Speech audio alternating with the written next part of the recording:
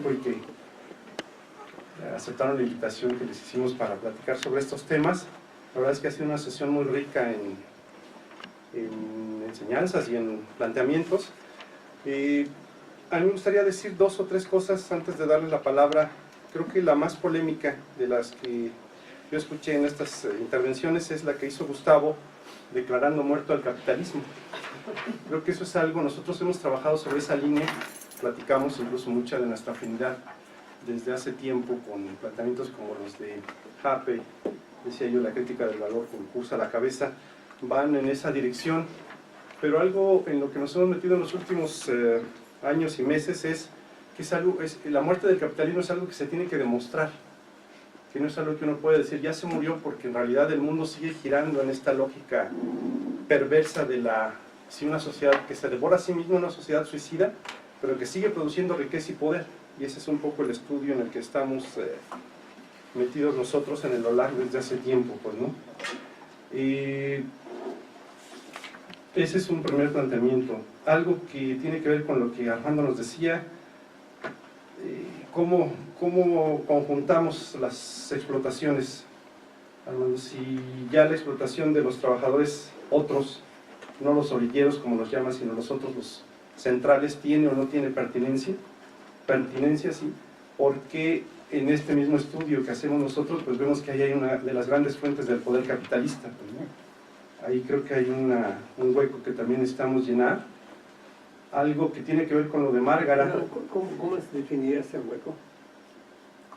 Tenemos que articular las 2 maneras en las que el capitalismo está produciendo poder y ganancias, las de los trabajadores, digamos, industriales o asalariados, para llamarlos de ese modo, y las maneras a través de las cuales produce poder y ganancia a través de los trabajadores no asalariados y no asalariables, que fue lo que nos compartió ahora Armando, ¿no? En lo que planteaba Márgara me llamó mucho la atención, como prolongación del debate, el costo de la ruptura. No es solo una cuestión de que hagamos conciencia un poco a la antigua, a la old school, pues, ¿no? Sino que también el costo de salirse de esta sociedad es muy alto para grandes franjas de la sociedad, pues, ¿no?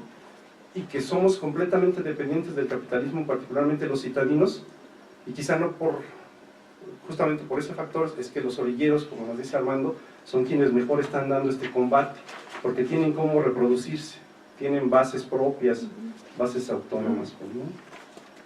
Y bueno, algunas cosas que yo rescataría sobre este tema, y una última que tiene que ver con lo que mencionaban Gustavo y Silvia, sobre todo con lo de Gustavo.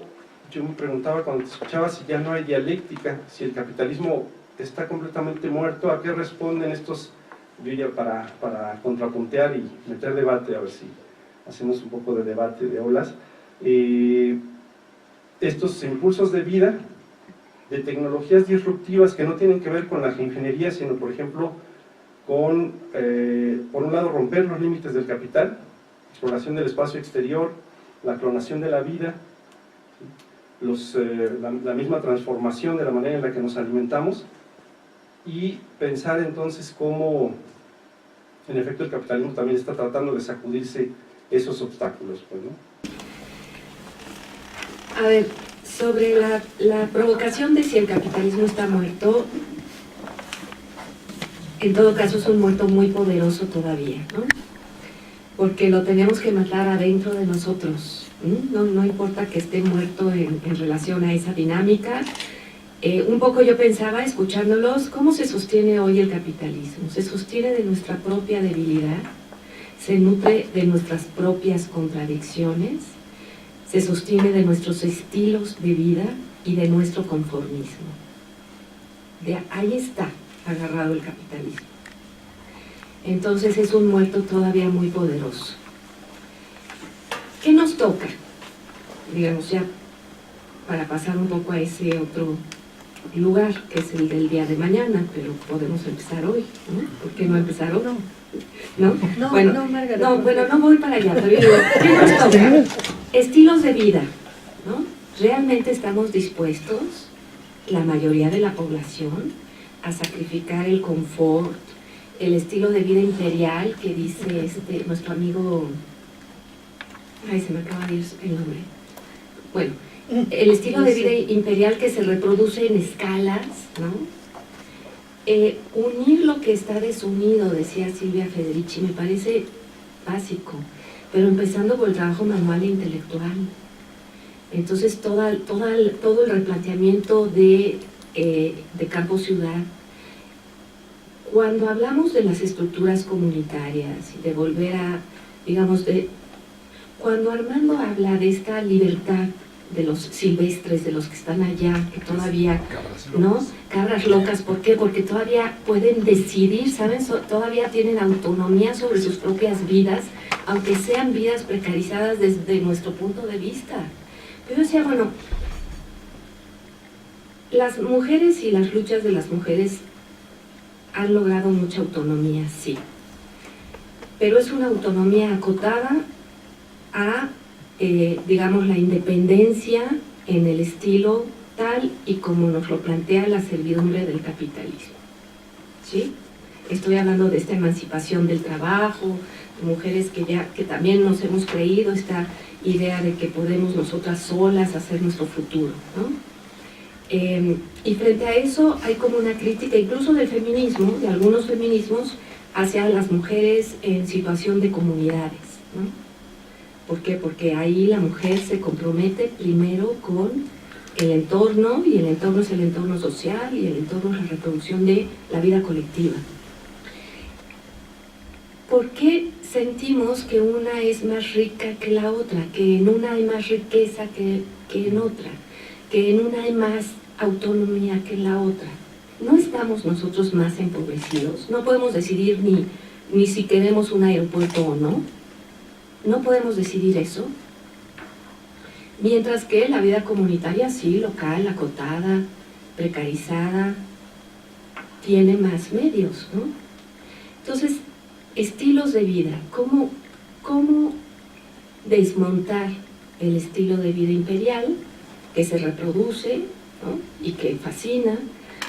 ¿Cómo desmontar el sistema de necesidades?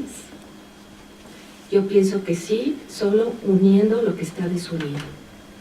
Pero unir lo que está desunido no es solo solidaridad, en ese sentido decía yo, no es solo ideología, no es solo un programa, ¿no?, de principios, no, es conocimiento, es empatía, es conocer lo otro, es saberse en el mundo, es conocer a los otros.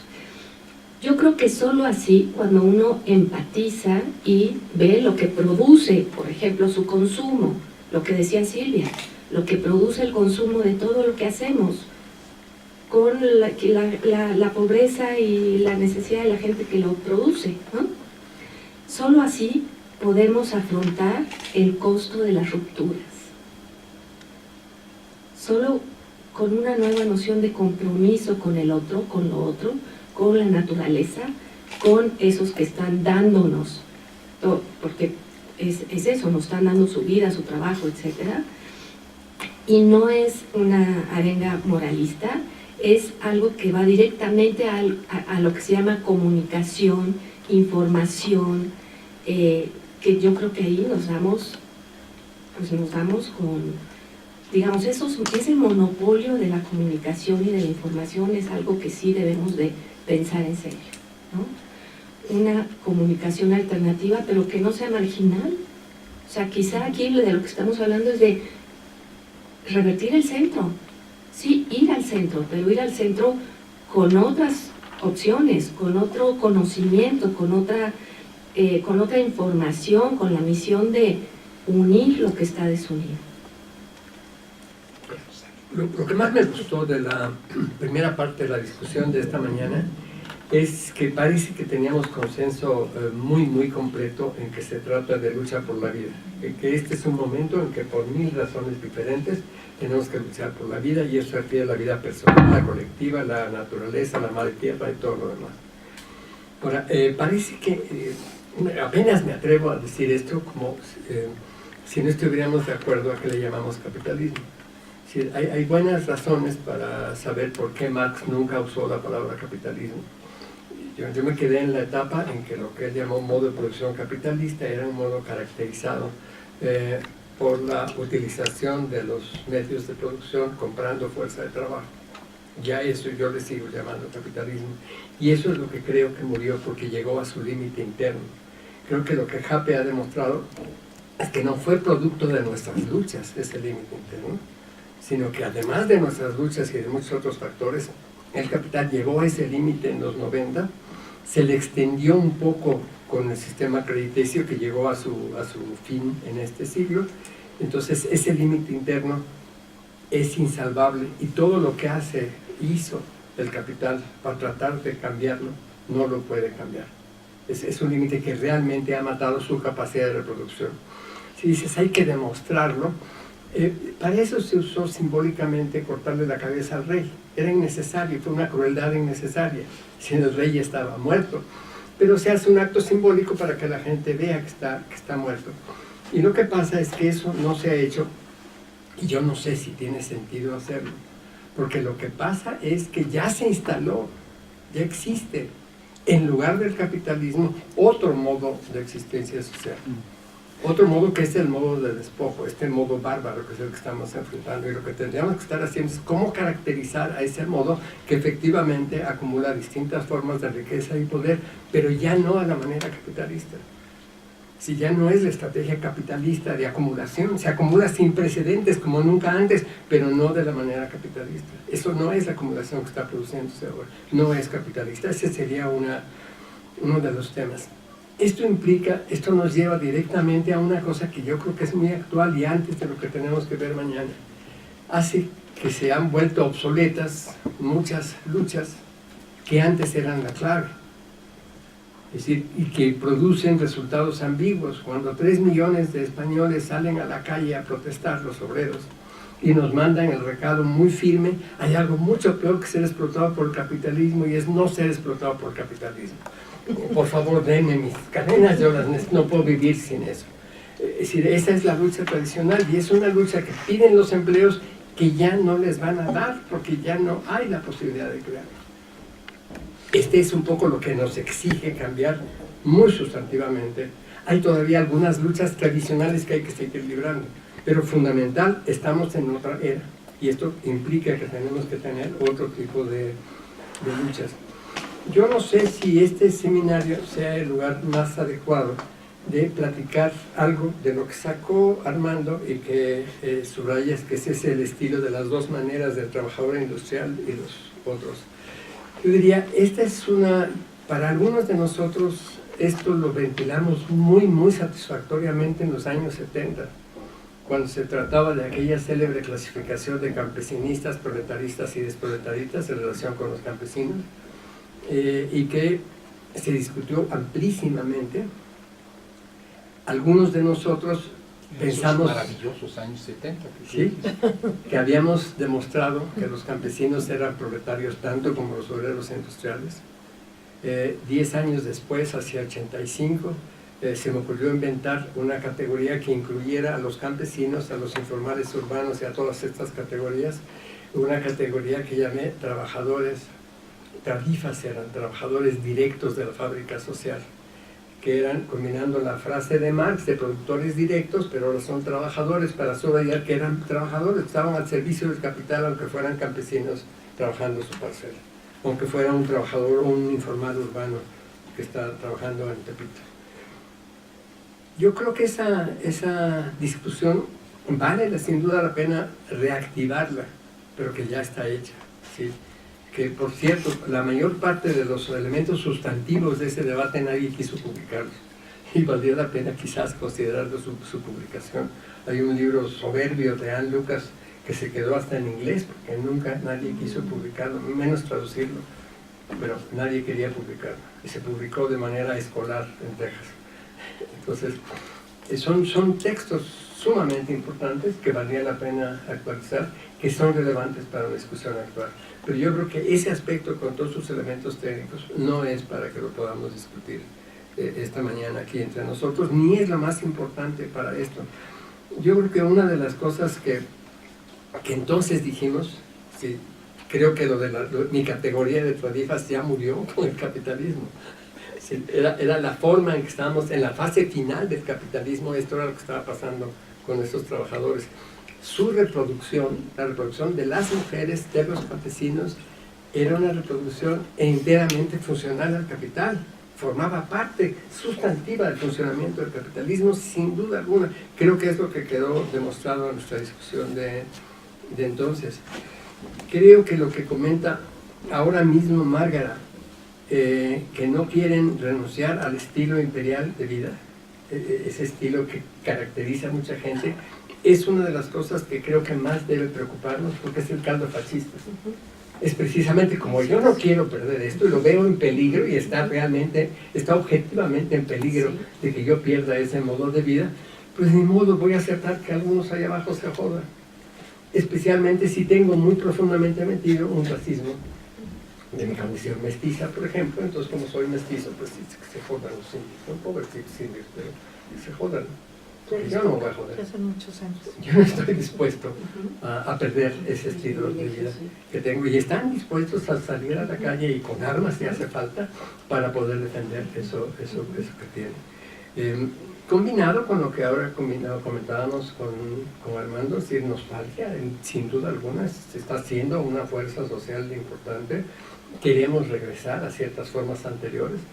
Yo no diría, tengo hasta un rollo en contra de Womack por esa frase terrible con la que empieza su libro. Los campesinos no querían regresar. Ahorita hay muchísima gente que quiere regresar a los buenos viejos tiempos en que estaban de alguna manera protegidos o recibían sus dineritos y todo esto. Sí hay esa nostalgia y la gente está dispuesta a movilizarse para recuperar lo que siente que ha perdido. Y quizás valdrá la pena que empecemos a discutir hoy, pero para comentar realmente mañana. En este rollo de la comunicación, Márgara, a lo mejor lo que hemos descubierto es que lo que hay que hacer es disolver el centro, no llegar a él. Sí, no es reconquistar el centro, porque ese centro de comunicación se trata inclusive de abandonar la comunicación para crear otra cosa, para hablarnos en lugar del ruido y la incomunicación, que es a lo que nos condenan desde esos medios de comunicación monopolizados. A ver, yo quiero agregar, no sé, como para que lo reflexionemos juntos. Yo observo, y creo que todos, en las sociedades contemporáneas que hay como yo siempre hablo de como una dicotomía, o sea, como que tuviéramos dos sociedades en una que caminan paralelamente, dos culturas y no solo una, podríamos decir. Incluso desde el punto de vista solo de la versión dominante.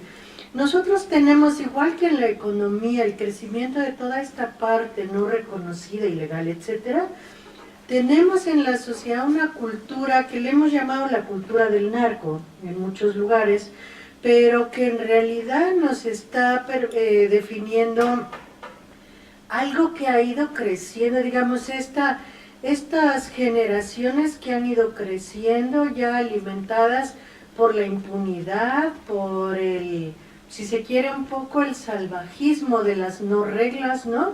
Un poco el abrirse paso en la sociedad contra viento y marea, que se parece un poco a lo de los sobrevivientes que ustedes están mencionando con el advenimiento de un nuevo tipo de fascismo, ¿no?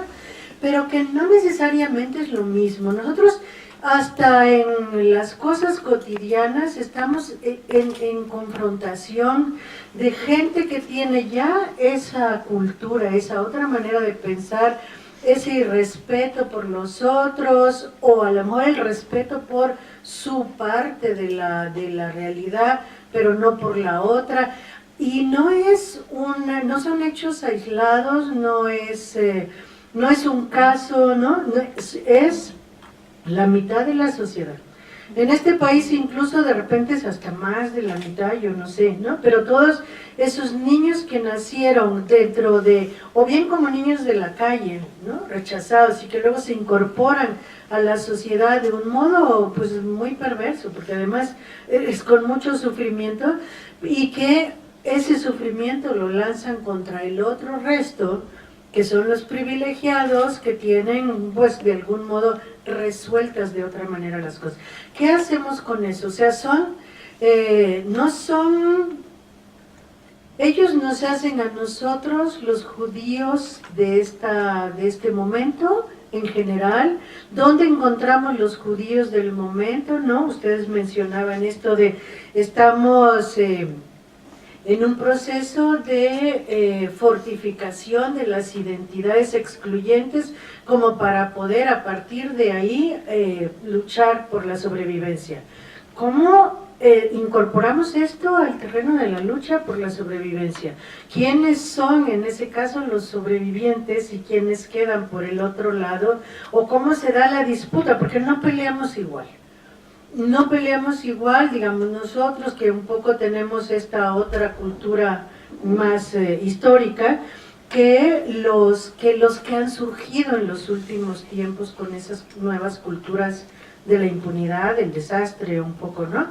Entonces, ¿cómo se plantea ahí la lucha? Eso, digamos, creo que es un punto que nos serviría mucho, porque cuando dicen, a ver, la alternativa, y Margaret habla de tenemos que reconocernos entre nosotros, que crear comunidad, que yo digo eso, sí, a mí me convence, incluso lo tengo por escrito y todo, pero yo no sé si eso no era lo que había que plantear hace 20 años, a inicios del zapatismo, por ejemplo, en esos momentos. Y hoy que nos damos cuenta que durante todos estos 20 años ha ido creciendo esa otra parte de la sociedad, ya no estoy tan segura que tenemos que reconocernos entre nosotros. ¿Cómo nos reconocemos con esa otra parte? ¿Cómo nos sentamos con ellos a dialogar y a construir? Bueno, ese es dos otros puntos que yo quiero agregar. Uno es que cuando hablan tanto del despojo, a mí, yo no sé, yo siempre me pregunto hasta dónde esta categoría nos sirve, nos es pertinente en la actualidad, porque efectivamente hay despojo. Pero yo siempre, cuando se trata de despojo, siempre pienso en despojo y recuperación. Nos quitan la tierra, peleamos por recuperar la tierra. Pero nos quitan la tierra y, como decíamos el viernes en la conferencia, nos están en verdad modificando el modo de vida. Nos están cambiando muchas otras cosas al quitarnos la tierra, entre otras porque la recuperación no es tan inmediata y vamos a tener que vivir de un modo muy distinto hasta que logremos quizá la recuperación. Pero queremos recuperar una tierra en la que de repente no era el mejor de los mundos, digamos que no era nuestra tierra de autonomía y emancipación y qué sé yo, la vamos a recuperar en los mismos términos, o en ese camino construimos una otra forma de pensar la tierra, de vivir en la tierra, ¿no? De vivir en la comunidad que recupera la tierra, que a lo mejor no es solamente un problema de despojo y recuperación, sino ahí sí que yo no sé si no deberíamos ir a plantear en el terreno de la subsunción. ¿Qué significa en términos de subsunción tanto la pérdida como la recuperación? De lo que sea, ¿no? La tierra es lo más evidente, pero hay despojos de muchos otros tipos. O sea, cuando nos despojan de cualidades sociales, en fin, ¿no? Cuando nos despojan de comunes, no se plantean los mismos términos que los de la tierra, en fin. ¿Cómo lo vamos a plantear ahí? Y yo de repente decía, ¿será que plantearlo en términos de despojo no nos deja en un terreno muy defensivo y no nos permite pensar realmente en qué carácter emancipatorio puede tener esa lucha, ¿no? Que va más allá de la recuperación del bien del que nos despojaron? Y la otra es que un poco cuando hablamos de las narrativas, efectivamente nosotros no tenemos narrativa. Es decir, no tenemos una narrativa con capacidad de confrontar la narrativa del poder, ¿no? Por esa razón también es que pues nos han ido ganando esas luchas, y por esa razón es que no solamente la narrativa del poder convence o fascina, a veces no, pero es la única que hay, y entonces es la narrativa que se adopta. ¿Cómo se construye esa narrativa del poder? Porque todo el mundo lo que dice es, claro, es que los medios de comunicación, esos son medios, ahí no se genera la narrativa del poder. Entonces, ¿dónde se está generando? ¿Quién la está generando? Es decir, ¿qué es lo que tenemos enfrente como para realmente hacerle un contrapeso a la narrativa del poder? O no hacerle el contrapeso, vaciarle el espacio y entonces crear nuestra propia narrativa, pero conscientes de que hay ahí un terreno en el que se está construyendo epistemológicamente, conceptualmente, y no solamente se están transmitiendo ideas o imágenes, esas resultan de la construcción teórica de la narrativa del poder. Voy a regresar un poco al tema que supuestamente hoy debíamos redondear. Creo que muchas de las cosas que ya se están diciendo van hacia la discusión de mañana, lo cual es natural y está bien. No sé si el capitalismo esté muerto o no, habría que ver qué entendemos por capitalismo. Diste una definición, yo leí a Marx dice que ese es el modo de producción capitalista, con ese modo de producción como tal feneció. Podríamos estar de acuerdo. Es una metáfora, finalmente la muerte del capitalismo la podemos asumir o no. A mí lo que me interesa más bien es el derrumbe de un sueño, del capitalismo. El sueño del capitalismo cuando era joven, ¿no? Y joven y bello. Bueno, bello nunca fue, pero joven sí. Y era la idea de que así como podía incorporar la actividad de los artesanos y de los campesinos a un sistema fabril, podía incorporar la totalidad de la reproducción social a este sistema de mercado. Que todo podía ser, y esto sucedería pronto, absorbido por el mercado. No solo los talleres de los artesanos, no solo la tierra de los campesinos, sino la totalidad de la reproducción social, que la reproducción social iba a dejar paso a la producción mercantil de todos los bienes y servicios necesarios para que la sociedad existiera. Silvia Medici nos demuestra que no había tal, que de hecho lo que estaban haciendo era reducir a la mujer a la condición de reproductora, pero el sueño del capitalismo sí era la gran ilusión del capitalismo era que ya nada tendría que suceder más allá del mercado, fuera del mercado. Es bastante evidente, la historia así nos lo indica, que hay una exterioridad en relación con la reproducción estrictamente mercantil o la subsunción directa, formal y material, real o como quieran, cualquier fórmula que queramos tomar de Marx o de quien sea, que más allá de esa subsunción inmediata, directa, formal y material, al mismo tiempo hay un proceso de reproducción de la sociedad y la naturaleza que es absolutamente irreductible al capital. Se puede someter al capital, se puede manejar por el capital, se puede utilizar por el capital, se puede destruir por el capital, se puede envilecer por el capital, pero es insustituible. El día en que esta reproducción social y natural quedara sometida completamente al capital, sería el fin del mundo. Ese sí el fin del mundo, no del capitalismo, sino de todo. Por fortuna no puede ser. No puede ser, el capital a veces se detiene ante la inminencia del peligro, o a veces lo obligamos a retroceder porque no estamos dispuestos a ceder, porque va en ello nuestra vida. Por la resistencia social, por razones de autosalvación, el capital no ha podido absorber la totalidad de la reproducción social dentro de los procesos productivos económicos en sentido estricto. El modo de producción capitalista tiene una exterioridad.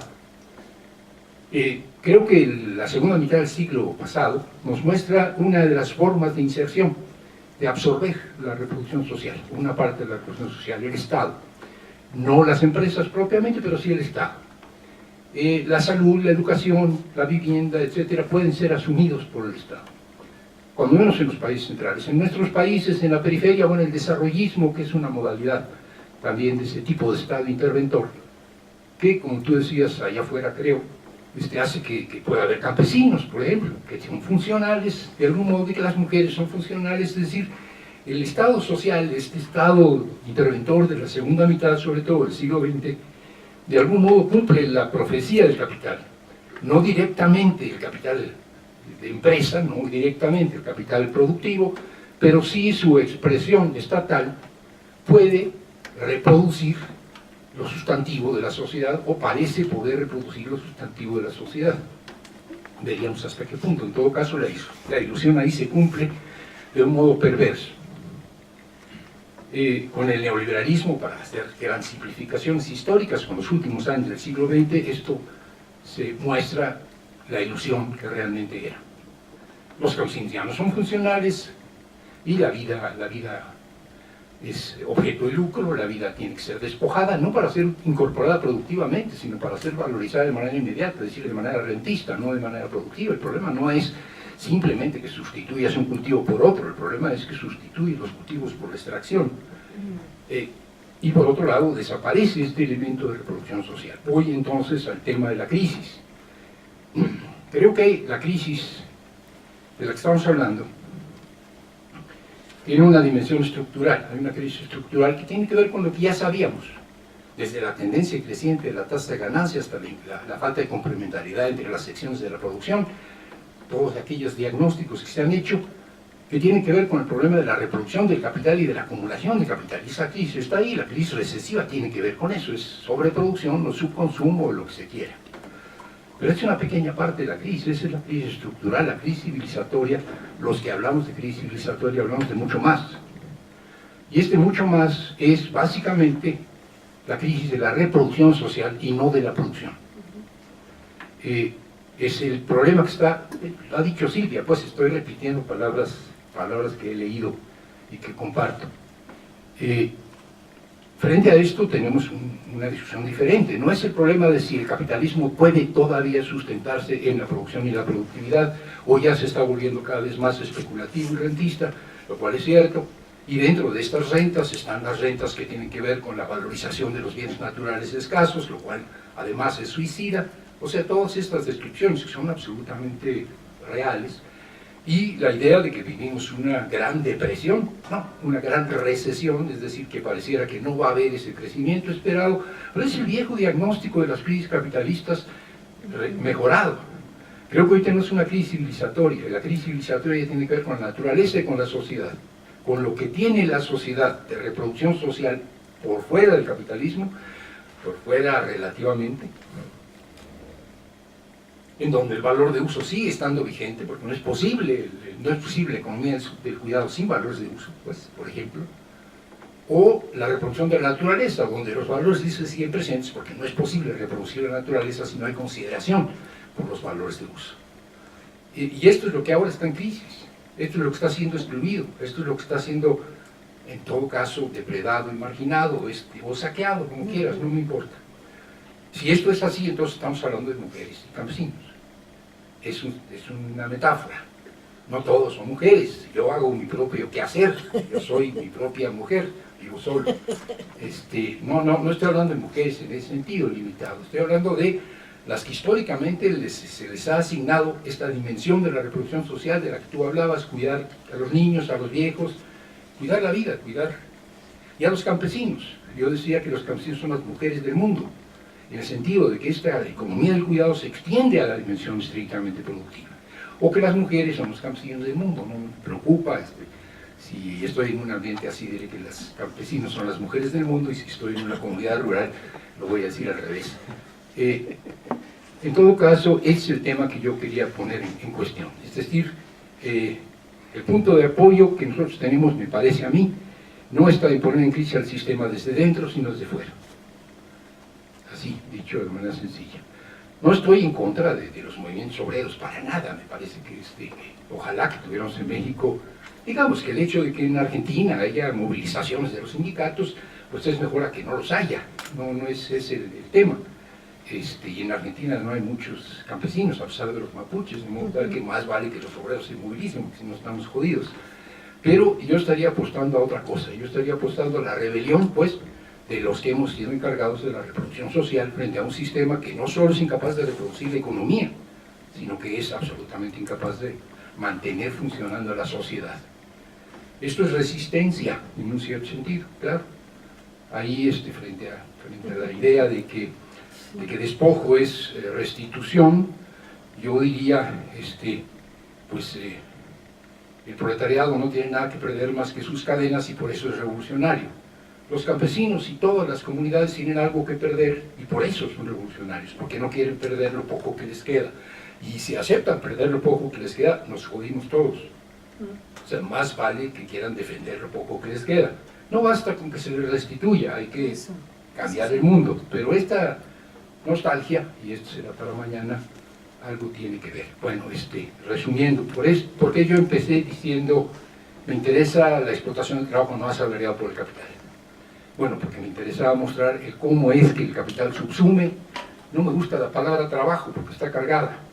Me gusta más la palabra quehacer, que suena muy bien en mexicano, cuando menos, el quehacer, ¿no? Las señoras hacen el quehacer. Pero las labores, pues, que todos desempeñamos, ¿cómo es que están subsumidas?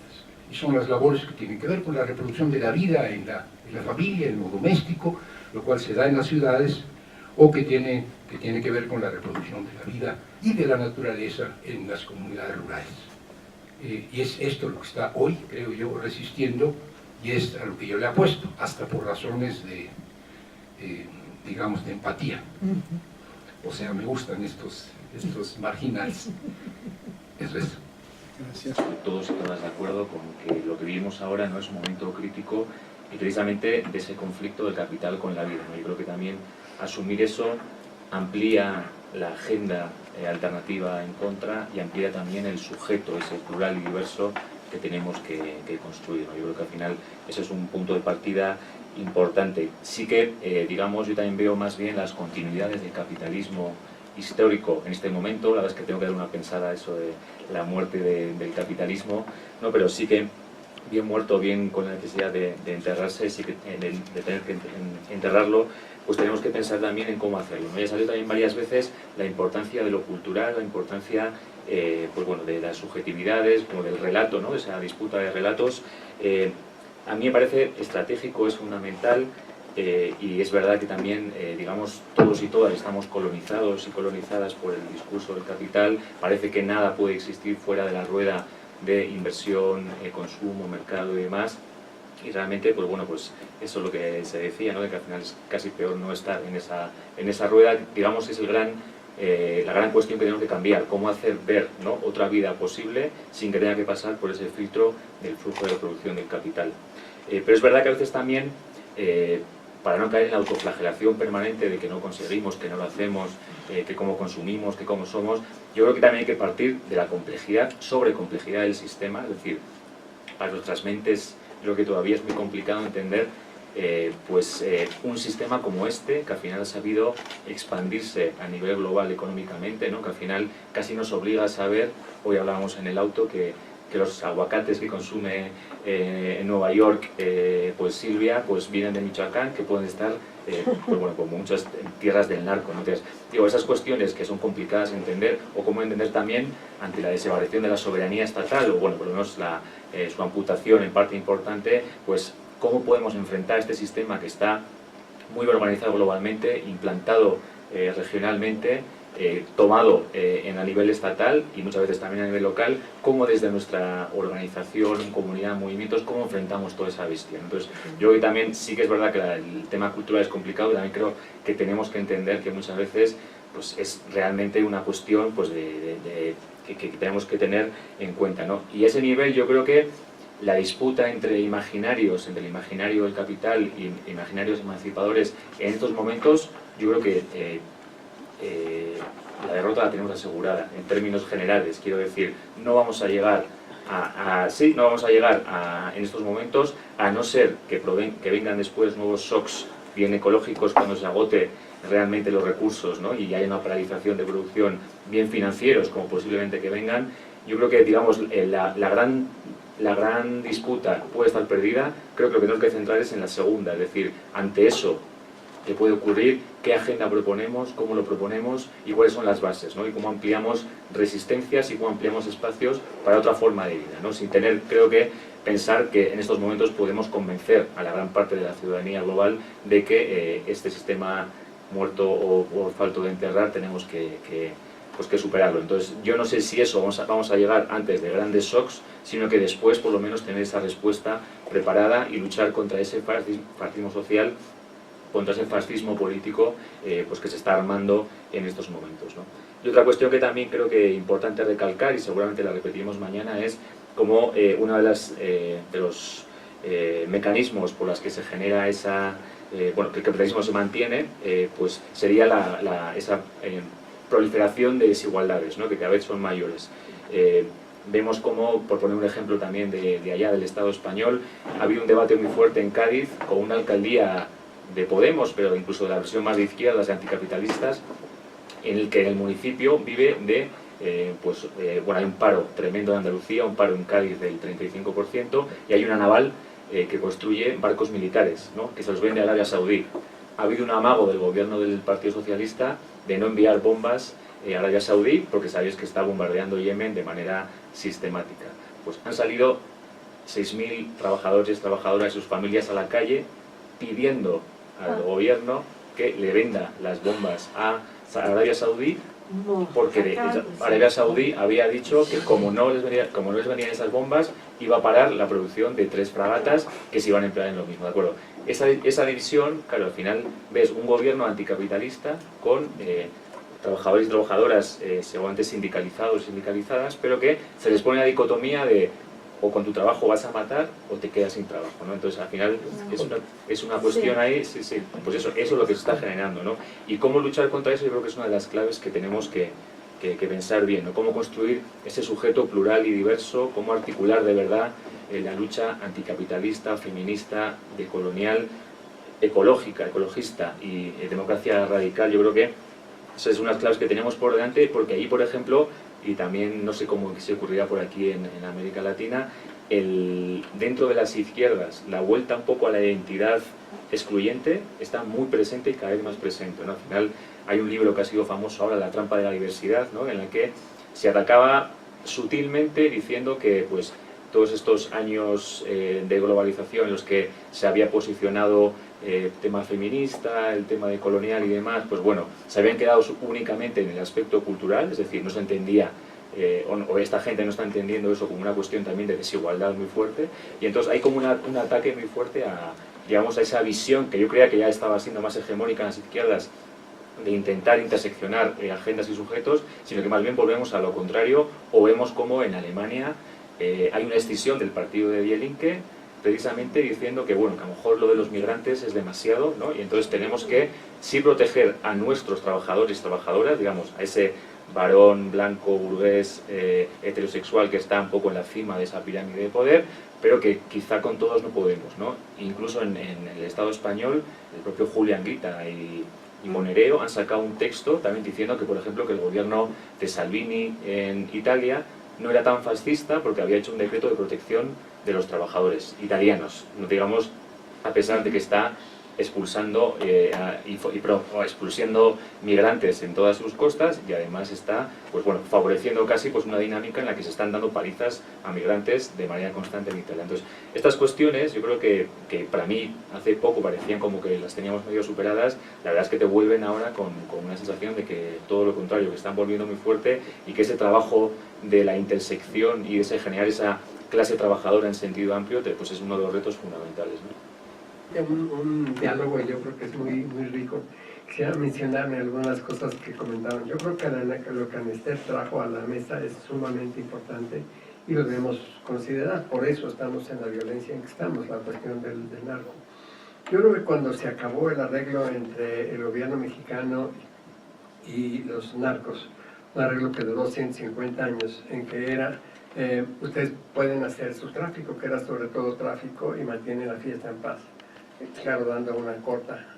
Cuando se acabó eso, empezó una descomposición del sistema que incluye ahora la configuración del narco en lo que nosotros hemos tratado de identificar como 3 grupos distintos. Unos tienen características de padrinazgo muy claro. Es decir, este cártel, este criminal, es criminal hacia afuera, y hacia adentro es un padrino visto con mucho interés por la gente de su comunidad, de su región. Que tiene una relación que realmente lo protegen porque están recibiendo todo tipo de beneficios. Creo que se pueden ubicar lugares y caracterizar esto con toda claridad. A nuestros amigos en Oaxaca les decíamos por muchos años, en estos 7 pueblos, cuando vas al Istmo, no te pares ni si se te poncha la llanta. Porque ahí la gente ve a cualquier gente que llega de fuera con peligro. Y es la gente, no es un policía narco, es la gente que está protegiendo esa situación.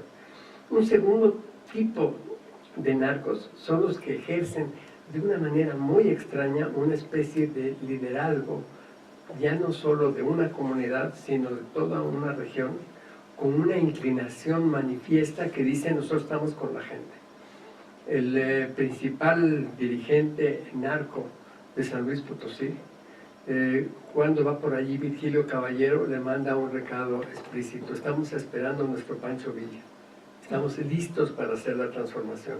Es decir, que él, ese narco criminal, asesino, todo esto, que protege la región, está también comprometido con un cambio social, en donde no está ligado a los ricos, a los de arriba, sino que se siente ligado más bien a los de abajo, de donde viene.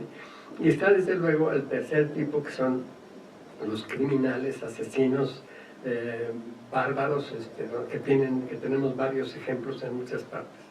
Y que tendremos que ver, es un tema que no podremos discutir ahora, qué hacemos frente a ellos. Creo que con los 2 primeros será muy fácil encontrar formas de negociación, de acuerdo. Con el tercero, quién sabe, pero ahí la gente nos está enseñando lo que puede hacerse con ellos, hasta con los criminales más degradados.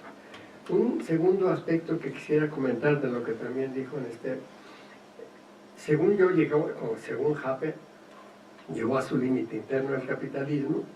También llegó a su límite ecológico. Hay partes que ya no puede expandirse porque ya devastó, ya no hay nada que hacer allí. Y hay un tercer límite, que es obviamente el límite social. Aquí yo quisiera decir, hay una defensa de los campesinos, por ejemplo, de los indígenas, que están defendiendo el territorio ante la amenaza de la minera. La experiencia de los últimos 10 años en México es que cuando ellos nada más dicen que no, pierden más temprano que tarde.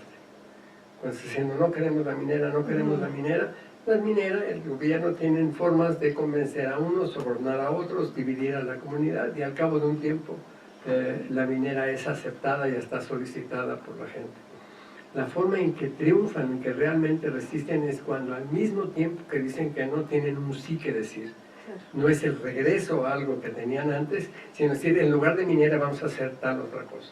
Y en ese momento sí, ninguna minera logra vencerlos, porque tienen un proyecto colectivo diferente, donde están sí defendiendo la tierra, pero haciendo claramente otro tipo de cosas. Perdón, es que ahí ya no es lucha contra el despojo solamente. Ese es el punto, ¿no? Sí, efectivamente. Sí hay defensa, pero para hacer otra cosa. Es una defensa que toma la forma de una construcción alternativa. Que hay muchos casos muy interesantes de qué cosa es lo que se construye. Sobre las narrativas y el problema, yo siento que una de las cosas que le debemos a Trump es que cierra el ciclo de la ilusión del sueño, que el capitalismo iba a ser igualitario y que iba a beneficiar a todos y todo esto. Es decir, cuando Trump es transparente respecto al programa que no es suyo, sino del Partido Republicano, dice, sí, una sociedad desigual, y hay unos que chingamos y otros que son chingados. Y esto es la característica de nuestra sociedad. ¿Y qué? Sí, y sí somos blancos, y sí somos... esta postura cínica cambia el sueño por completo. Y ahí el problema, que es sumamente peligroso, es la enorme cantidad de gente que compra ese sueño aunque no pertenezca al 1%. Que acepta, si quiero esta sociedad con sus desigualdades, este es el caldo fascista. Y aquí tenemos que pensar seriamente lo que es el fascismo. Era nacionalsocialismo. Fascio viene de una brigada de trabajadores, ese es el significado de la palabra. Es decir, que hay en el fascismo original y hay en este fascismo un elemento social, un elemento que asocia a los trabajadores. No hay ninguna contradicción. Es decir, estos trabajadores sí que se mueran, los de Yemen, nosotros aquí protegemos nuestros empleos. Es decir, eso es el caldo más peligroso. Esa es una narrativa feroz, excluyente, racista, sexista, misógina, etcétera, que es aceptada por un número creciente de personas en la sociedad. Eso es lo que más nos debe preocupar y eso es lo que exige el que tengamos que ver que la crisis, porque es de veras una crisis a fondo, porque es crisis civilizatoria. Hay cosas que pocas veces nos animamos a decir, implican una crisis en que debemos llevar a su término el modo industrial de producción, tanto capitalista como socialista, y tenemos que acabar con el trabajo, en todas las definiciones que le hemos dado al trabajo. Y esto a veces sí nos cuesta trabajo decirlo, nos cuesta cómo expresarlo, porque nuestra mentalidad está hecha de esa manera, particularmente en la izquierda. Estamos hechos, construidos de ese lado. Entonces tenemos que ver que quizás la única lucha hoy que tiene sentido es una lucha urgente, supremamente urgente, que es detener el horror. Es decir, este horror sí lleva a la destrucción total, destrucción del planeta, destrucción de la sociedad, destrucción de todas las formas de civilización conocidas. Vamos hacia allá rápidamente. Estamos viéndolo en términos de degradación humana que parecían inconcebibles, que no parecían propias de este siglo. Entonces la lucha es no cómo arreglamos algo, no cómo componemos algo de lo que está mal, sino cómo detenemos el horror. Uso la palabra de Armando para una rebelión que construye otra cosa, que se pone a construir esa otra cosa. No son de las revoluciones de antes, eso ya lo sabemos. La identidad excluyente que menciona es una identidad que en este momento está siendo cultivada cuidadosamente en el mundo entero y desde luego en México. Es grupos que se identifican de una manera claramente excluyente. Somos nosotros y los demás del carajo. Los plebeyos, los subordinados, los explotados. No únicamente aquellas que son cultivadas, no únicamente aquellas que son inducidas, sino aquellas que son objetivas. Estuve hace muy poco tiempo, algunos meses, en Zacatecas, en una región minera, como tantas otras, conversando con diferentes grupos de habitantes de esta región. Por un lado, una comunidad, algunos sabrán de ella, Salaverna se hizo famosa, porque ahí el enemigo es Slim, y entonces Slim hace la resistencia contra Slim, es algo que vale la pena considerar.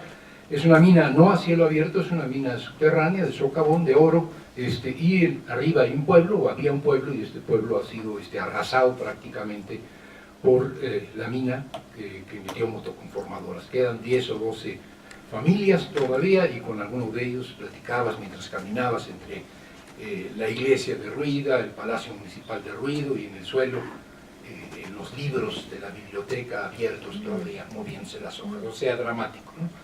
Y el hombre que todavía vive ahí, que todavía resiste, está dispuesto a llevar su lucha hasta el final, decía, yo estoy contra la minería termina y deja muerte, en cambio la agricultura es para siempre. Yo no la contaba rápidamente, ¿no? Este hombre es un filósofo. Pero va uno un poquito menos lejos, va a Peñasquito, es una comunidad, es un ejido, que está enfrente de una minera de la Goldcorp, no de Slim, a cielo abierto. Nunca he visto nada tan brutal como eso, nunca he visto un tajo o tajos, porque son una serie de tajos tan bárbaros como esto. Yo lo había visto en fotografías, había visto otras menores, es espectacular. Y enfrente hay un ejido, y ahí las tierras habían sido del ejido. Y cuando uno pregunta, después de hablar largo rato sobre el problema de que las aguas se contaminaron, sobre el problema de esto y del otro y de lo demás allá, ¿qué quieren hacer? ¿Que se vaya a la minera? Dice, no. La minera está generando 19.000 empleos, directos o indirectos. Si se va a la minera nos morimos de hambre, nos vamos nosotros también. Sí, estoy explicando. Son gente golpeada por... Pero en un caso su opción es no a la minería, no a la mina que yo tengo debajo de mi pueblo, pues, y en el otro caso es, bueno, nosotros no hubiéramos querido esa minera, pero esa minera ya llegó y que generó una situación en la que nuestra economía ya no es viable y ahora lo que tenemos son empleos. Hay que resolverlo. No lo puede resolver sobre la base de decir no a la minería porque la minería es la maldad y aquellos que estén a favor de la minería están equivocados. Claro que están equivocados, estratégicamente están equivocados, pero tienen que encontrarle una salida, y viceversa. Digamos, ese es el tipo de cosas a las que nos enfrentamos cotidianamente. No estoy inventando contradicciones, son de la vida. Y lo otro es el tema famoso del despojo. Sí, claro, absolutamente. Solo si hay proyecto tiene sentido la defensa del territorio. En la Sierra Nororiental de Puebla ha habido una resistencia hasta ahora bastante exitosa a la minería, bueno, primero a las hidroeléctricas y a las mineras, chinos, Slim, etc. Yo creo que la clave es el arraigo. Y el concepto de arraigo, no la palabra arraigo, el concepto de arraigo tendría para mí 3 dimensiones. Tienen un pasado, son náhuatl en gran medida, otros son tutunacus, totonacus. Hay pasado ahí que reivindicar, hay una memoria que reivindicar, los lugares tienen nombres. ¿Sí? Pero por otro lado tienen organización, tienen un presente vivo. Organizaciones de productores, organizaciones de todo tipo, de mujeres. Y por otro lado tienen un futuro, tienen un proyecto, tienen una esperanza, una ilusión. Con un pasado profundo, con un presente organizado y con un futuro que los ilusiona, con una esperanza, son casi invencibles. Obviamente pueden ser aniquilados, obviamente pueden ser avasallados, pero en términos de una subjetividad no se quiebran. ¿Sí me explico? Si tú no tienes ese pasado tan profundo y eres un mestizo, a lo mejor no es tan poderosa tu identidad. Si tú no tienes un proyecto futuro, pues ¿para qué estás luchando? Mejor te vas a otro lado, vendes la tierra. Si tú no tienes una organización presente. Cuando se combina pasado, presente y futuro, hay arraigo y esto nos hace resistentes. Pero me estoy metiendo al tema de mañana. Ahí lo dejo. ¿Me quieres? Sí, decir algunas cosas. Bueno, solo algunos puntos. Uno es sobre regreso también al concepto de crisis civilizatoria. Yo no sé, a mí me gusta el concepto de civilización, que es un concepto muy burgués, ¿no? Que se desarrolla en el siglo XVIII, bueno. Y entonces, no sé, me gustaría saber qué significa civilización en este contexto, ¿no? Pero conectando a lo que se ha discutido sobre el hecho que estamos enfrentando un mundo de barbarie particular. Sí, y todavía no vamos a olvidarnos, yo regreso siempre a estas cosas, ¿no? En el siglo XIX en los Estados Unidos, across de la frontera, en el Caribe, estaba la esclavización, se quemaba la gente, ¿no? Se destruía la familia, hoy se habla de la separación de los niños, bueno, vendían ¿no? De la Virginia en el siglo XIX,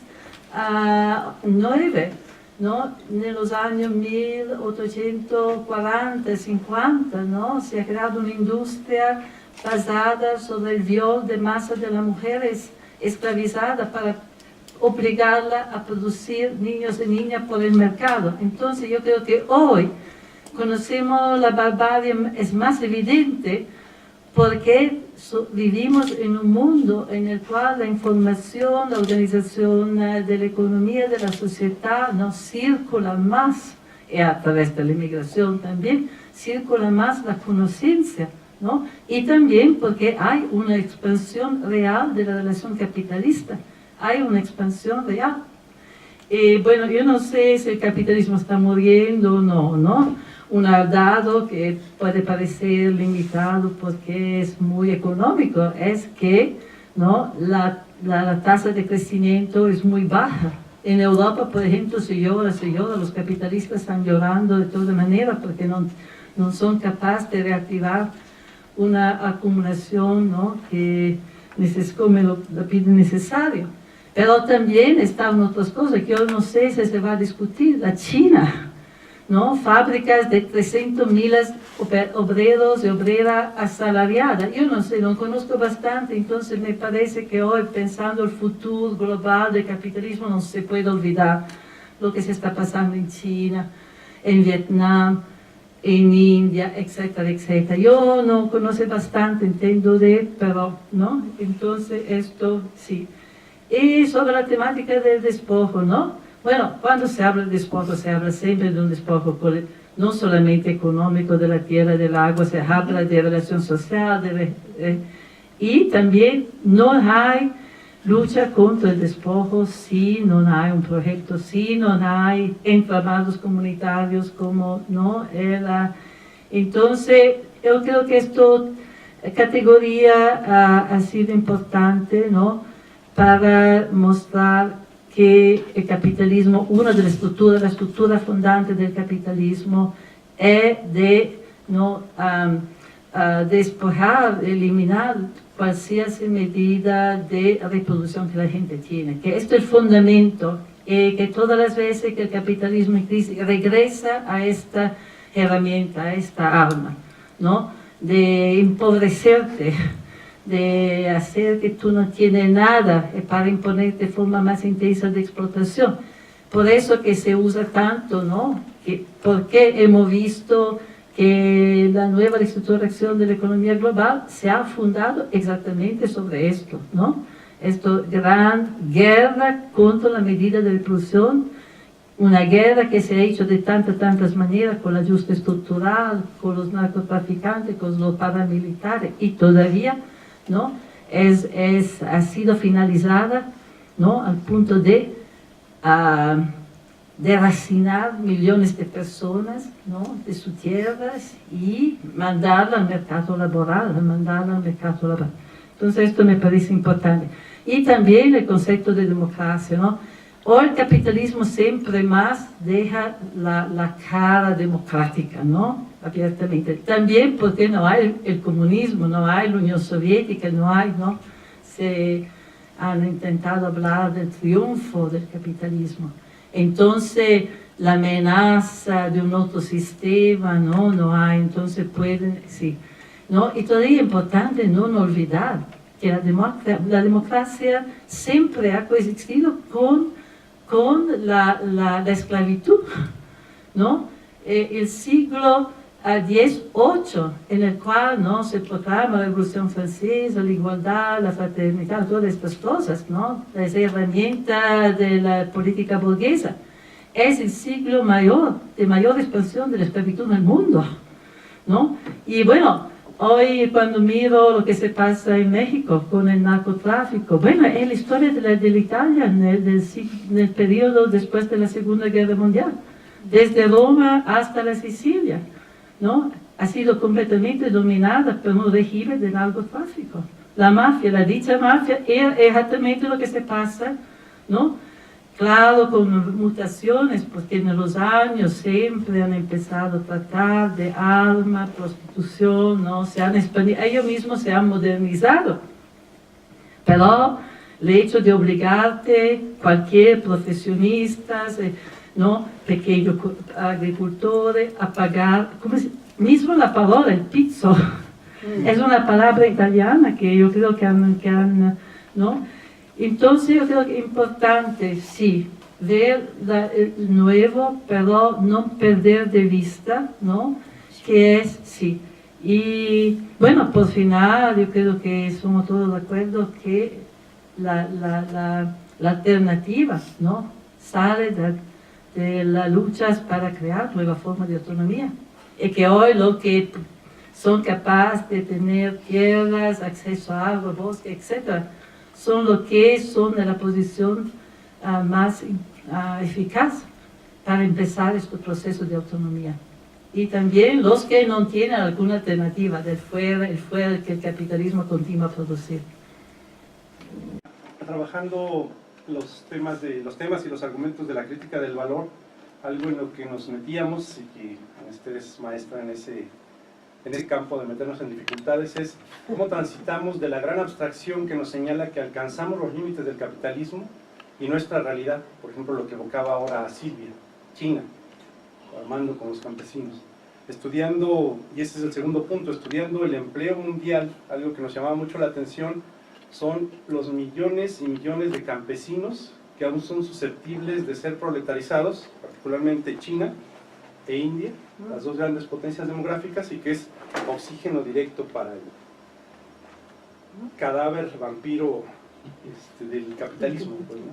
Es evidente que parece que formas de barbarie han acompañado toda la historia humana, Pero yo creo que sería útil establecer una distinción clara entre una serie de formas de barbarie que podemos llamar precapitalistas, que existieron en múltiples sociedades, de la que es propiamente la barbarie capitalista y de la que está pasando actualmente. Como todos sabemos, la expresión privado en la expresión propiedad privada viene de privar.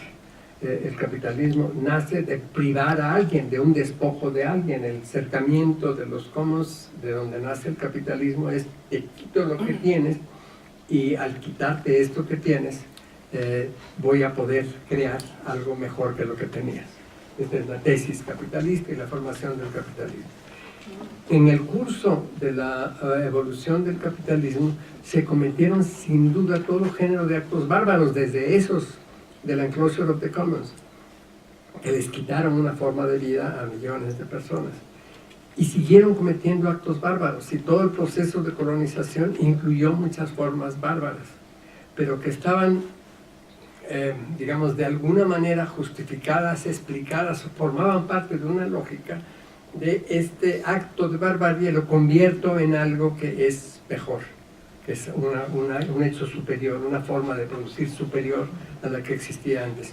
Y que sea superior o no superior, esta es mi forma. Entonces hago esta barbarie para conseguir este resultado positivo, constructivo, productivo de esto que estoy haciendo.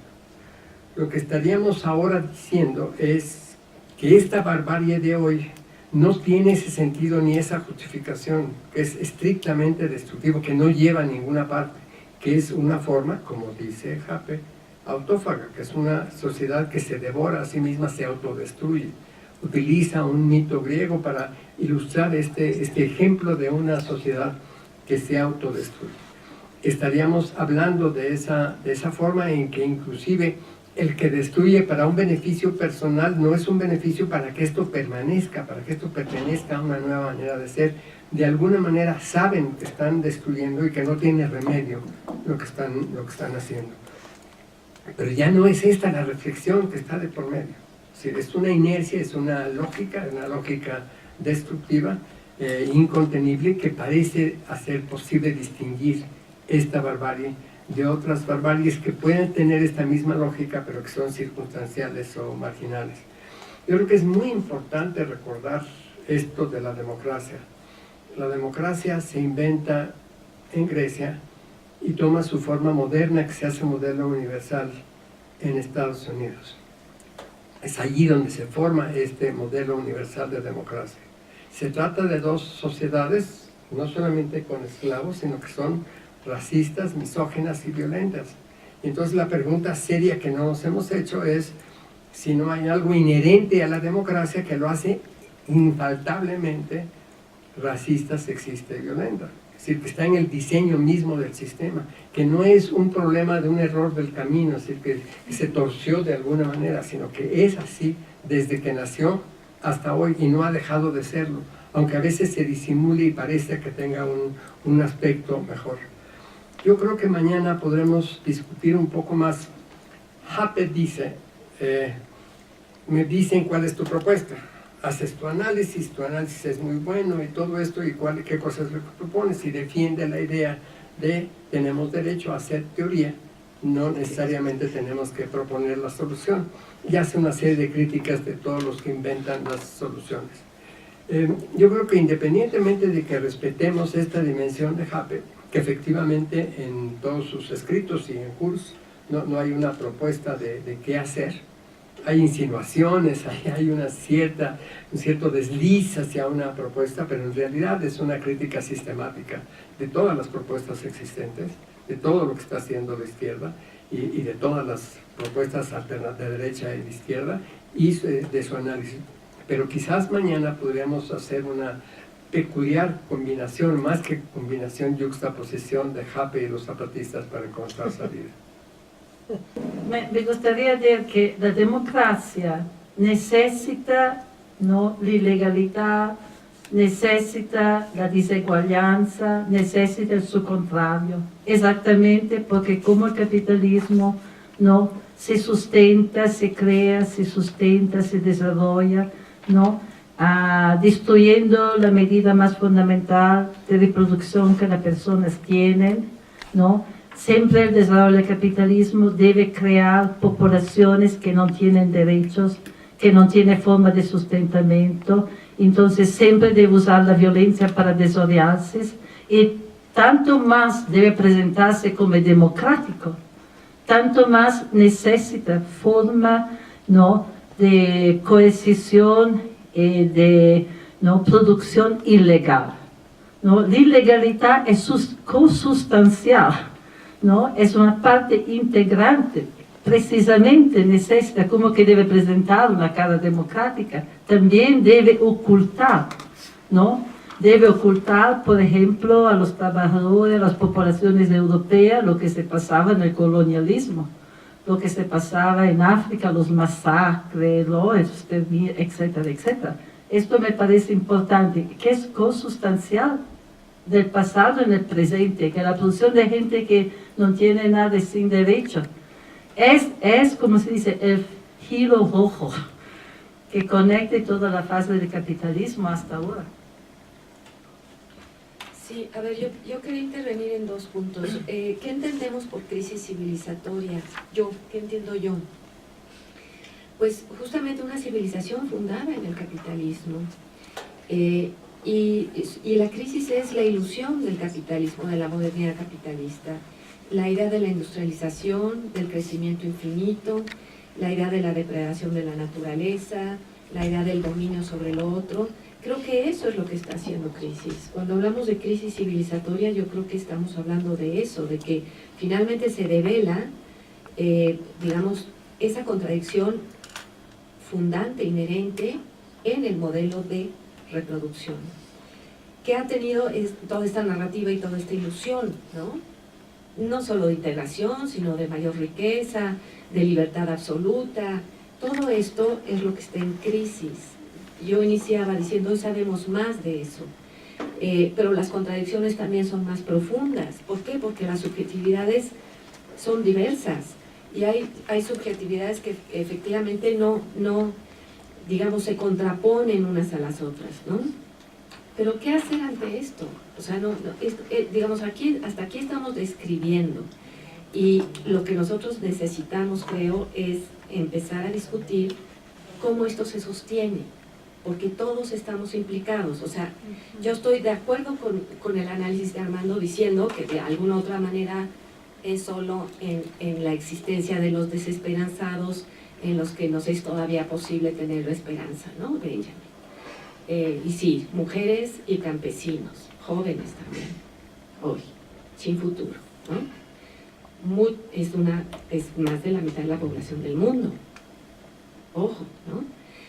Pero, ¿y los demás qué hacemos? Porque todos estamos implicados, porque en esa exterioridad también está esta interioridad, digamos, complaciente, o que asume, o que simplemente se acomoda. Entonces, ¿cómo desacomodarnos? ¿Cómo desacomodar este confort, esta idea de aquí no pasa nada, ¿no? Y acá yo pienso que es importante regresar a la idea del ethos, a la idea de un ethos que está surgiendo, yo pienso que sí, y que tiene que tener, digamos, una mayor agresividad, ¿no? Tiene que realmente desarrollarse, y creo que eso es lo que nos convoca también para pensar para mañana, como justamente un poco en la línea de Gustavo, cómo arriesgarnos a proponer ejemplos, experimentaciones, en donde ahí donde hay hoy mercantilización, haya reciprocidad. Donde hay reciprocidad, se continúe con ella. Y acá yo creo que, bueno, no hemos hablado nada del Estado y de su papel en todo esto, ¿no?, que tendremos que tocarlo. Y la idea de democracia, pienso yo, digamos, yo pienso que no, la democracia como tal no tiene un diseño, digamos, genético, ¿no? Que no pueda ser modificado, no tiene... La democracia en tanto proceso, pienso que tiene más que ver con la capacidad colectiva, humana, que tenemos aún, en el peor de los escenarios, de decidir sobre nuestra propia forma, de decidir sobre la reproducción social, de decidir sobre los grandes temas, que es qué riqueza, qué tipo de riqueza, para qué, y con qué principios, ¿no? Entonces, me parecería que si retomáramos esta discusión en relación no solo a hacer teoría, sino imaginarnos ese mundo posible, porque hay gente allá afuera que está haciendo cosas, ¿no? Y que está experimentando y que está proponiendo y que está generando una serie de propuestas que deberían ser hoy teorizadas y que deberían ser hoy puestas en, digamos, en la perspectiva histórica, no solo de la nostalgia. Quería decir algo bien importante que se me está olvidando. Quizá este momento del capitalismo, del Estado social, ¿no? Un poco lo que hablábamos hace rato, fue justamente la excepción del capitalismo. No hay retorno allá, ¿no? Y la barbarie que plantea Silvia como continuidad, pues yo también la encuentro desde el origen. Entonces, ¿qué tanto el capitalismo ha mutado? ¿O qué tanto simplemente se exacerba su propia condición inicial, que es colonizar todo lo que esté, todo lo vivo que esté ahí enfrente de él, ¿no? Cada vez sin más límites. ¿Cómo explicarnos? Y yo creo que también acá Silvia lo ha dicho, quizá no con el mismo sentido, quizá no lo entendí bien, pero yo sí pienso que en esta competencia que se estableció entre el proyecto socialista y el capitalista, estaba mucha de la exigencia del Estado social que tenía que realizar el capitalismo, ¿no? O sea, el capitalismo no solo competía en términos de colonizar la luna con el socialismo, sino también de garantizar las necesidades básicas, etcétera, ¿no? Pero este momento ya no existe, este momento fue excepcional.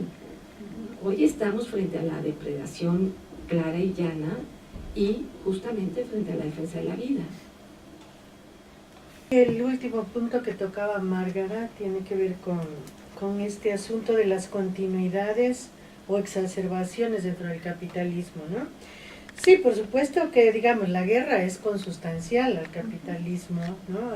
Digamos, todo este tipo de enfrentamientos, de violencia, son consustanciales, pero aparecen de manera distinta según los momentos históricos. Entonces, por ejemplo, en el caso que tú planteabas de Italia, ¿no? Con la presencia tan fuerte de la mafia y cómo esto de algún modo impacta las relaciones internas de Italia, ¿no? Y las maneras como se ejerce el poder ahí. Sí, lo que pasa es que era como una especie de anomalía, yo diría, ¿no? Es decir, no en todos los países capitalistas ocurre esto en ese momento. Había algunos casos en los que incluso fueron emblemáticos justo por eso. Hoy lo que ocurre es un poco distinto, porque hoy esta es una dinámica que se ha impuesto como parte de del funcionamiento regular del capitalismo. Y un poco esto que tú decías, la democracia en realidad crea su propia ilegalidad, porque de otra manera no puede existir, ¿no? Tienen que estar las dos partes del asunto. Bueno, un poco hoy lo que tenemos en términos económicos, en términos culturales, de todo tipo, es justo esto. O sea, esta supuesta ilegalidad o este lado oscuro se ha ido haciendo tan presente que ha dejado de ser una anomalía y pasa a ser como el modo capitalista de organizar la sociedad o parte de ese modo capitalista, ¿no? Entonces sí creo que hay quizá una diferencia de intensidad, pero que implica una especie de salto cualitativo, porque no es una cosa ni reversible ni nada que se le parezca, ya es algo que está instalado y que forma parte de esa dinámica. Entonces yo digo, tenemos que pensarlo en esos términos. Y en esos términos, digamos, cuando pensamos, por ejemplo, lo que dice Gustavo de que en verdad el despojo ya no tiene propósito. No sé, Gustavo, honestamente yo le veo un propósito muy claro, o sea, propósito capitalista, ¿no? Despojo, por ejemplo, despojo de tierras, de commons, de recursos, pues es un despojo que valoriza, que permite valorizar, entonces no es un despojo simplemente por acaparar. Por eso lo de despojo me cuesta un poco de trabajo, es en ese sentido, ¿no? No es simplemente para acaparar, es para valorizar. O sea, ¿qué despojas? El oro, el qué sé yo, de una comunidad, el petróleo, lo que quieras poner como ejemplo, y todos entran al ciclo económico, ¿no? Entonces, al entrar al ciclo económico, en verdad tienen un propósito, digamos, en términos capitalistas, ¿no? Que es un poco lo que tú estás diciendo, ahora ya no está muy claro. Es decir, es una discusión en todo caso, pero me parece que está difícil sostenerlo, ¿no? Y luego el otro caso de la producción de los ilegales, por decir de algún modo, ¿no? O de la producción del sector ilegal, pero no de los ilegales, sino el narco que hace con la venta, digamos, de narcóticos o en fin, lo que está haciendo es también invertir en el sector productivo, por decir de algún modo legal o normal o reconocido o como quieras.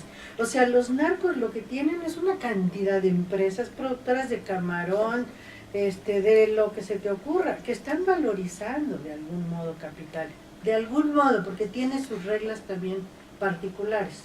O sea, no se rige con los mismos términos, pero está ahí valorizando. Y yo, una cosa que también, no sé, de repente quizá tendríamos que considerar es hasta dónde estas otras mercancías, como la droga, no tienen una diferencia, pero también tienen una similitud con las otras, y casi podríamos decir que se han incorporado, por ejemplo, a la canasta básica, en cierta medida. O sea, la droga, al ser generalizada a tal punto, es un elemento que se vuelve casi habitual, digamos, si no la estarían incluso legalizando, reconociendo de esa manera. Está incorporándose a esa canasta, o sea, se está modificando también la idea del consumo necesario dentro de la sociedad. A veces es necesario inoculado, por supuesto, ¿no? Como la deuda o como cualquiera de esas cosas, pero se incorpora. Entonces, ¿cómo lo vamos a trabajar eso? Es decir, tiene muchas aristas, es muy complicado, pero también lo tenemos que incorporar ahí, ¿no? Y con respecto a los marginales de Armando, es que no son tuyos. ¿Cómo es la relación? Porque, a ver, esta parte de la sociedad, esta que yo le llamo el narco, pero en realidad es mucho más que eso, ¿no? Simplemente para simplificar, que adquiere poder, que está metida hasta la médula en las estructuras de poder de la sociedad mundial incluso, no estoy hablando de México. ¿Es la depredadora de los marginales? ¿Es también marginal? ¿Dónde se incorpora? O sea, ¿es qué parte, por dónde entra en la sociedad? ¿Es de los que nos van a ayudar a pelear contra el capitalismo? ¿Es de las que pelean más bien en contra de los que pelean contra el capitalismo? ¿Dónde la colocamos? Porque tampoco podemos hacer un análisis que prescinda de esta parte de la población, ¿no? Porque entonces no podemos hacer cálculos de cómo pelear contra este capitalismo que exista o no exista, nos está acabando, si de repente desconocemos un sujeto social o por lo menos una presencia social muy activa, con mucho poder, con mucha impunidad, y que además que lucha por su propia sobrevivencia en esos términos, ¿no? Entonces, esto que yo de algún modo englobo con el narco, pero que es mucho más que eso, ¿no? Esta que en algún momento podría haber sido una anomalía. No era una anomalía. Pues no era una anomalía, No, pero no, era, no. pero a ver, pero no era algo regular en todo el mundo capitalista todavía. No, A eso no, me refiero, ¿no? O sea, como no era una anomalía, no era una cosa presente en todo el mundo capitalista, porque el mundo capitalista tenía otra forma de recursos ilegales, estaba el colonialismo y tantas cosas. Y fue implantada la mafia, que era una cosa muy tradicional, diferente, muy diferente, había sido destruida por el fascismo. Y fueron los americanos, fue los americanos que reimpulsaron la mafia, le dieron este carácter moderno, ¿no? Y la mafia ha sido parte de la economía italiana desde la Segunda Guerra Mundial, en casi todo. Yo creo que fue un poco las áreas industriales que no eran, donde la mafia no era involucrada, y hoy se ha expandido enormemente. Lo que me interesa decir es que debemos ver esta expansión de la producción ilegal como relacionada a una crisis creciente del capitalismo, una crisis que deriva de su incapacidad de buscar, ¿no?, forma de ganancia suficiente.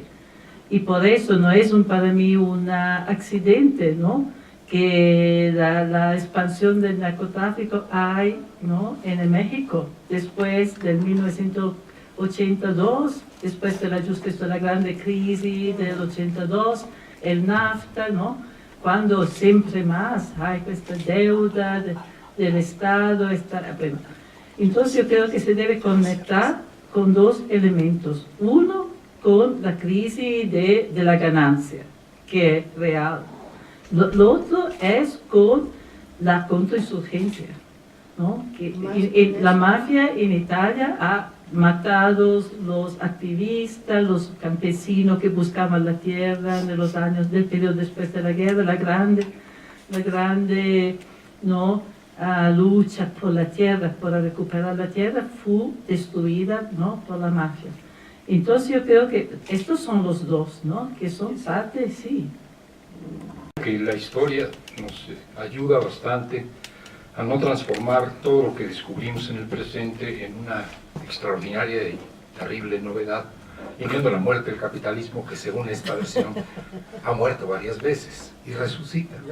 De otra manera, resucita al modo de Lázaro. Pero esta sería una bonita discusión. No voy solo a eso, sino a decir que, por ejemplo, la violencia, ¿no? Y yo conozco el estado de Guerrero porque he hecho investigación histórica y porque he trabajado ahí con comunidades guerrerenses. Guerrero es un estado violento. Si nos vamos al siglo XIX, eran unas matazones espectaculares entre los yorquinos y los que eran los escoceses y yorquinos, que en realidad eran los de la costa, encabezados por Juan Álvarez, y los de la montaña. Y bueno, la muerte era una suerte de reparto territorial entre los cacicazgos grandes, que además estaban creando el Estado, porque el Estado es una construcción. Si nos vamos a otra época, lo que nos vamos a encontrar es el cacicazgo tradicional. La gente sabe que el cacique tiene derecho a matarte, porque para eso es el cacique, que tiene autoridad sobre los pueblos, que te puede quitar o poner. La absoluta discrecionalidad del cacique estaba fuera de discusión. Si nos vamos un poquito más para acá, nos encontramos con la guerrilla y con la militarización. Y es otra violencia diferente, porque bueno, la guerrilla respondía más a la lógica de un Estado atrasado, primitivo y caciquil, en donde el Estado empezaba a intervenir, pero ahora ya no es solo esto, sino que es el ejército militarizando versus la guerrilla. Y si nos vamos un poquito más al presente, lo que tenemos es el narco. La historia de los guerreros ha sido la historia de la violencia. La gente vieja te dice, no es lo mismo. No es lo mismo, porque el cacique te mataba, pero ya sabías que si cometías alguna infracción te mataba, tenía derecho. En cambio, con el narco no sabes a qué atenerte, hay incertidumbre, porque es muy aleatorio, porque es muy inflexible, ¿sí? Que ahora está uno y ahora está el otro, etc. La gente diferencia una violencia de la otra, no es lo mismo la violencia del ejército que la del narco. Entonces, veamos las continuidades y veamos las rupturas.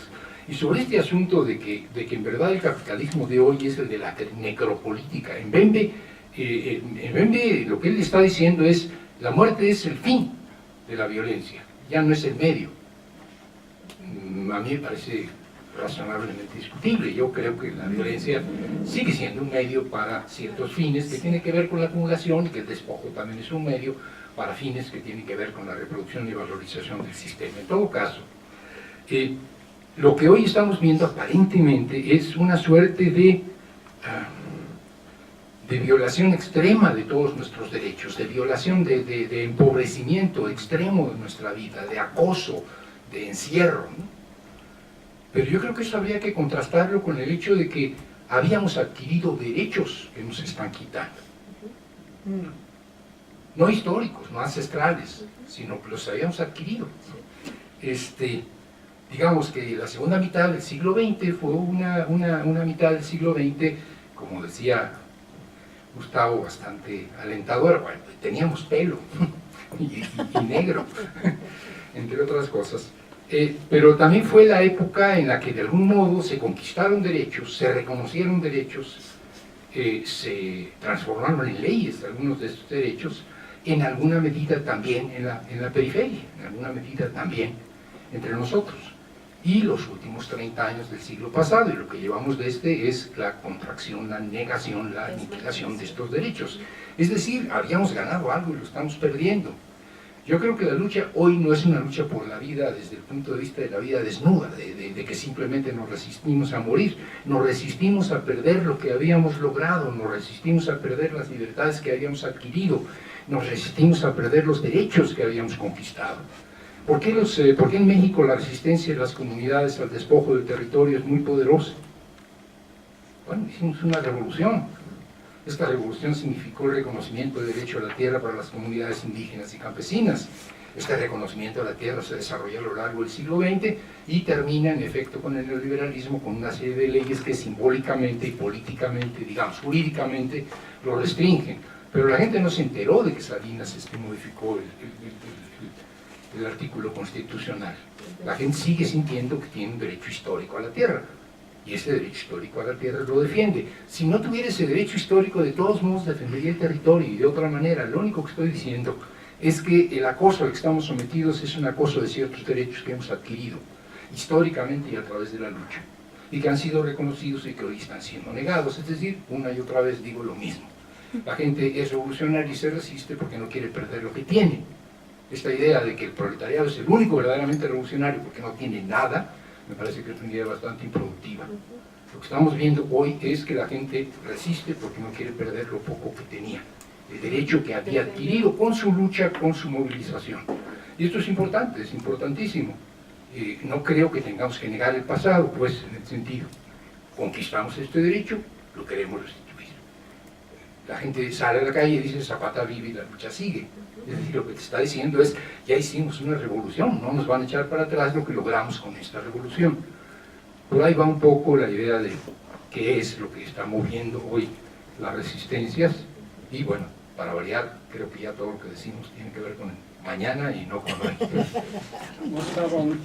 Como todos aquí sabemos, las crisis fueron siempre un modo de existencia del capitalismo, y todas alimentaron al capitalismo y ninguna los puso en peligro de muerte.